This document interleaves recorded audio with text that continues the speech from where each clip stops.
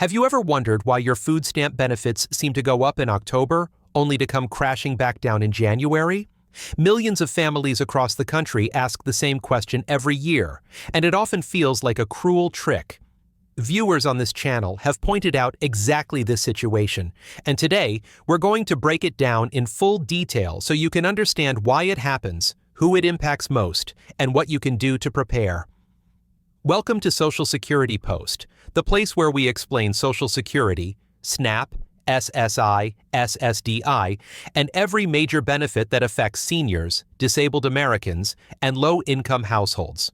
Before we dive in, don't forget to like this video, subscribe to the channel, and watch until the very end, because what I'm about to show you will change the way you look at your benefits forever. Mass rebudgeting is a fancy government term for a simple process. States take everyone on SNAP, run their information through updated formulas, and reset benefits all at once. It's called mass because it doesn't just affect a handful of people. It impacts millions of households at the same time. Instead of waiting for individual cases to be reviewed, states apply changes across the board, saving time and ensuring consistency. This happens on a set schedule every year, most importantly in October and January. In October, the rebudgeting is tied to federal updates on food costs.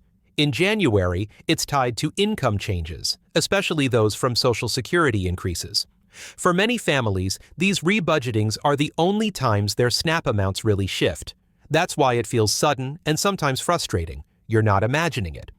Every October, the U.S. Department of Agriculture, USDA, updates the maximum SNAP benefits based on something called the Thrifty Food Plan. This is a model of how much it should cost a family to eat a healthy, nutritious diet on a very tight budget. When food prices rise, the plan increases, and so do SNAP benefits. For example, in October 2023, maximum benefits increased by about 3.5% nationwide. The October changes are usually good news. Your benefits go up a little. Families might notice an extra $10, $20, or even $30 per month, depending on household size. It doesn't make anyone rich, but it's meant to help you keep up with inflation at the grocery store. The key thing to remember is that October updates are automatic. You don't need to reapply or fill out paperwork. Your state does the recalculation for you.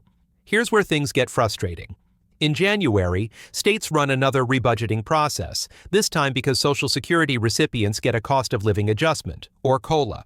SSI and SSDI recipients see their checks increase. This year, it was around 3.2%. That sounds like good news, right?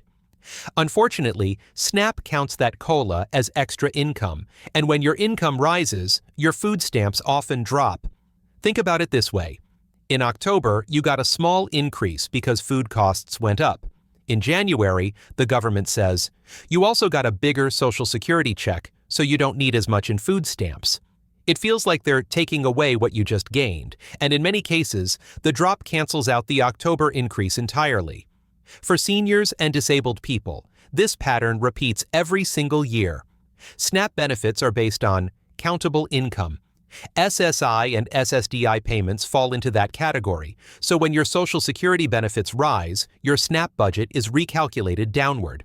The formula looks at your income, subtracts standard deductions for housing, medical, and dependent care, and then calculates how much help you should get for food. Let's use an example.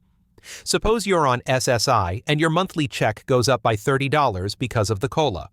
At the same time, SNAP reduces your benefits by $25, leaving you only $5 ahead. For many households, the math is even worse. The SNAP cut wipes out the Social Security increase completely. That's why so many seniors say they feel like they never truly benefit from COLA increases. While the rules come from federal law, the way states handle them can look a little different.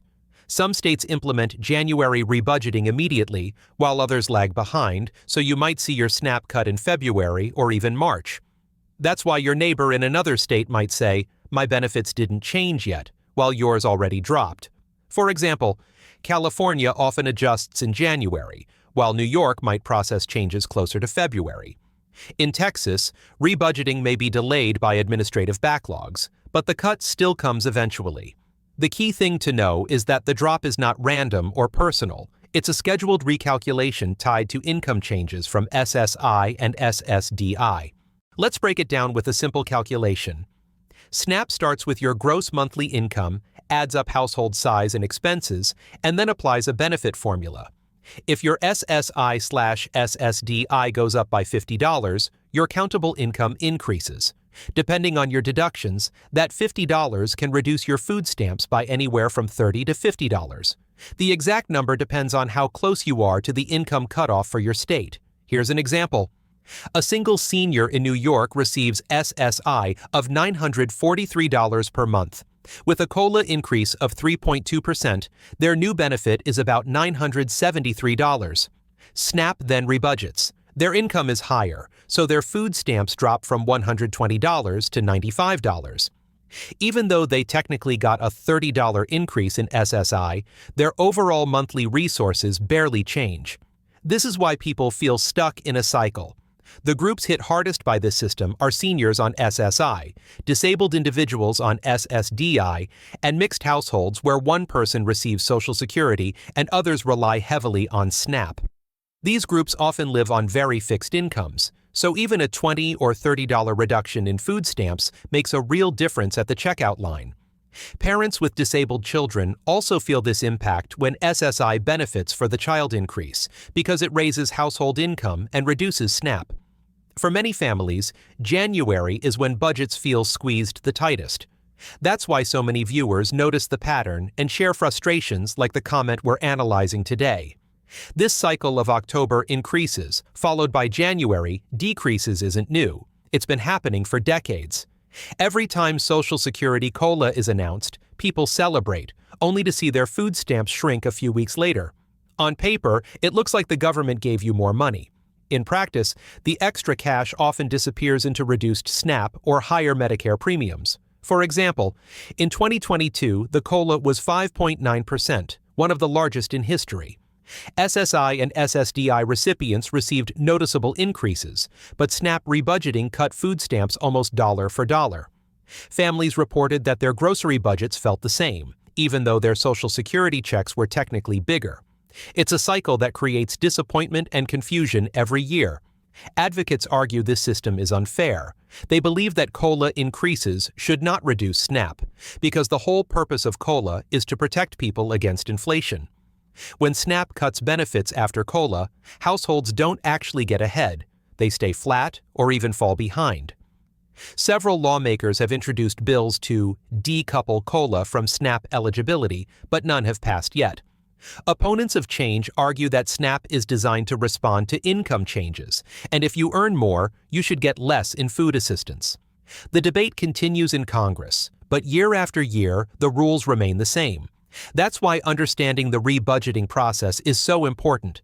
Until policy changes, families need to prepare for these shifts. So what can you do about it? First, always check the official notice from your state SNAP office in January. This letter explains how your benefits were recalculated. Second, if you believe the amount is wrong, maybe they miscounted your income or missed a deduction, you can appeal the decision. States sometimes make mistakes, and you have the right to challenge them.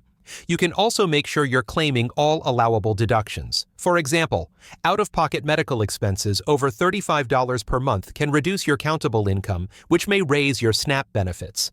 Housing and utility costs matter too, so keep records. These steps won't stop the January rebudgeting, but they can soften the blow. Looking forward, we already know that October 2025 will bring another SNAP rebudgeting based on the Thrifty Food Plan.